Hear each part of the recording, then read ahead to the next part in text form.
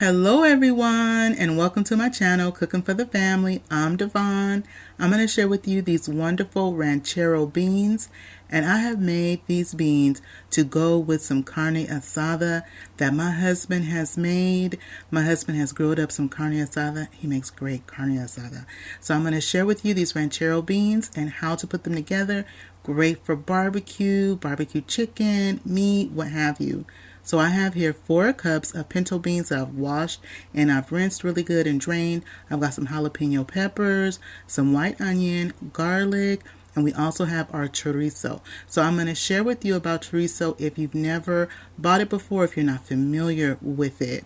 So first with my onion, I'm using a large white onion and I'm going to dice this onion, and it's going to give me typically around about 1.5 cups of white onion is usually what I'm going to get if I were to measure it out. A little bit more, a little bit less, but around that. And so I'll go ahead and I dice my white onion.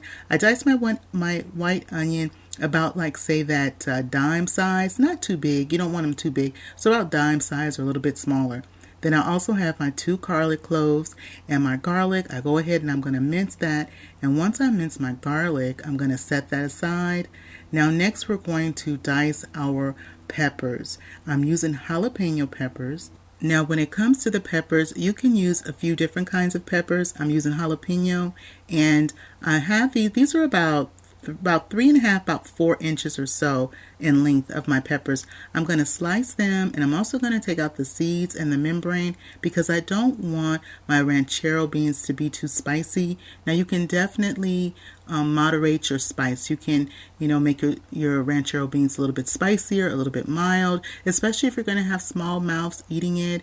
I would definitely take out that seeds and the membrane and the inside, and you can also reduce this to 1 jalapeno pepper if you like.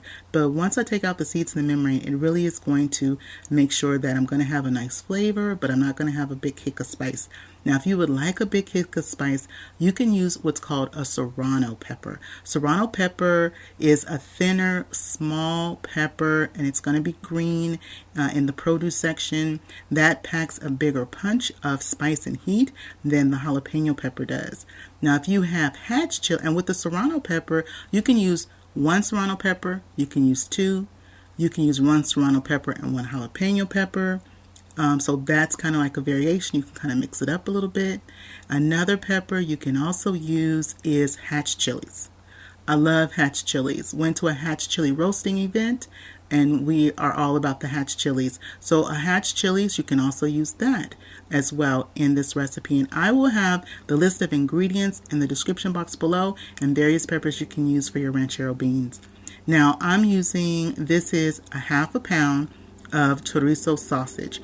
I got this one from the meat counter. Okay, and when you get it from the meat counter, it's going to have a casing on it typically, like this one does, and I'm using my kitchen shears. I'm just going to cut it up using my kitchen shears. It's just much easier like that, I found. Now with the chorizo sausage, there's also one that comes pre-packaged, and I've used that one before on my channel to make the chorizo and potatoes for breakfast potatoes, chorizo and eggs. But you want this one because that one breaks down and dissolves when you cook it, and you want them to stay whole. You want your pieces to stay whole and chunky, and this one I typically find the whole chunky piece one is going to be at the meat counter. Sometimes they have it at the pre-wrapped, but you do want this one. And it's the one that has the casing on it, and it may even say for grilling. That's the one that you're looking for. And this is not a spicy sausage. This is not spicy, but it is full of wonderful flavor, and it's going to give the beans a wonderful flavor and taste. And now, in addition to putting the chorizo sausage in the beans, I sometimes use bacon. And the times that I've used bacon, I'll use 3 strips of bacon. If it's thick cut, if it's thin cut pieces of bacon or regular cut pieces of bacon, I'll use 4. And then I will cook the bacon. I'll just cut those pieces of bacon up into small pieces, and I will cook the bacon in right now as I was cooking the chorizo. So once we've seen the chorizo start to release some of their color and some of their flavor, start to build up a little bit of fond in the bottom of our pot, then I add in my onion that I diced. And so first we let the chorizo start to cook, let it get going, build up a little bit of fond, a little bit of browning in the bottom of the pot, just a little bit. and then the chorizo will be cooking, and then that's when we add in the onion. And then my flame that I have for my pot is on a medium. I'm not having it on a high right now. I have it on a medium. I want everything to just gently cook and cook well. So once my onion has been sauteing for just a few minutes, then I add in the diced jalapeno peppers. And when I diced my peppers, I diced them about the size of, say, a pea, around about the size of a pea. That's what I'm going to be dicing them at. And as this is going to be cooking with our beans a little later, some of the peppers will just gently start to just break down into the juice and the sauce that we're going to create with that broth from the beans.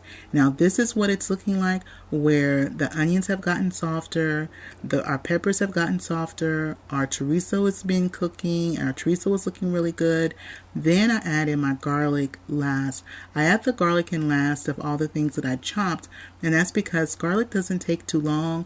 You only want to saute the garlic in for about a minute, because garlic can sometimes end up really bitter tasting. If it's cooked too long, if it starts to burn, it can take on a bitter taste.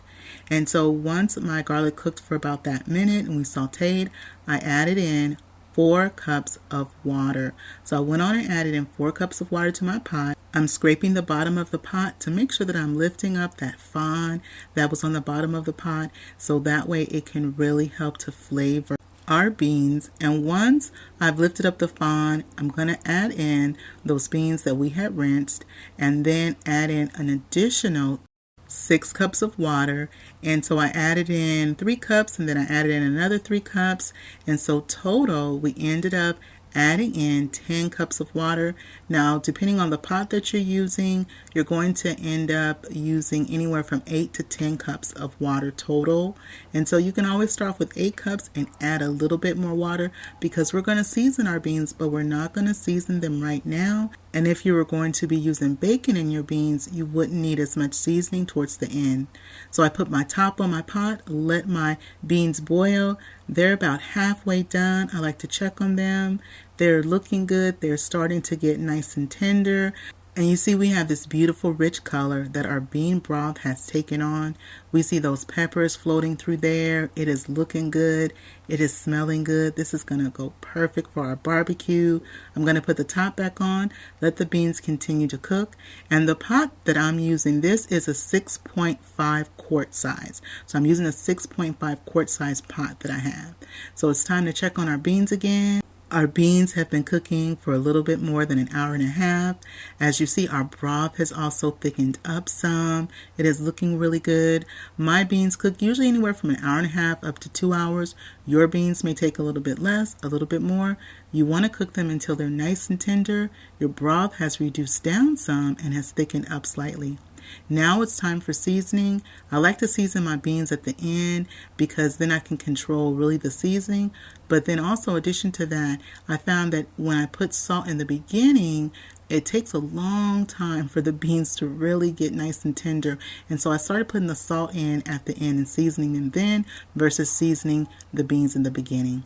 And when I put in the salt, that was about a half a teaspoon of salt. I mixed everything around, let the beans kind of start to absorb some of that seasoning. And now we're going to give our beans a taste to see if we need to add any additional seasoning. You see those little peppers, and you see those little chunks of the chorizo and the broth. Go ahead and try a bite. Now I'm going to try a bite and see how we're doing with our beans. Got to blow them off because they're hot. They are tasting so good. The beans are tender. I'm going to put just a tad more seasoning. Going to put a little bit more salt, and that should just about do it. I'm making some homemade flour tortillas to go with our carne asada today. And if you like that recipe, I'll put a link to that blog and my recipe for homemade flour tortillas in the description box below. I hope you enjoyed spending time with me today in my kitchen. If you're not subscribed, be sure to hit that subscribe button. If you like this video, don't forget to show it some love, give it a thumbs up, and click share. Share this video with a friend or family. And click that notification bell so you can come back and visit me again in my kitchen. And remember, it's always good when Dyvonne is cooking for the family. I'll see you on the next one. Bye-bye, everybody.